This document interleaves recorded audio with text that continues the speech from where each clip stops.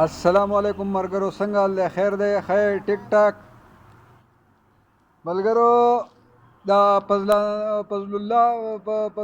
الرحمن دی که څه شی دی؟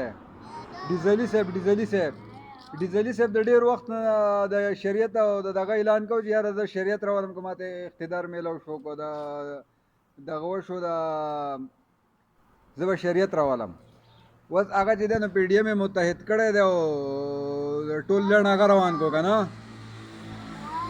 نو که دی په رښتیا باندې مسلماني او د یهودیانو ایجنټ دی نه وي، دا ډیزلي که په رښتیا د یهودیانو ایجنټ نه وي، نو نن دته یو سنهرې موقع ده چې دی شریع قانون په پاکستان کې نافظ کولی شي. دی د پی ډي ایم صدر و که نه. اوس دی په صدارت باندې دی لړ شي، نو دی د شریعت راویستی شي.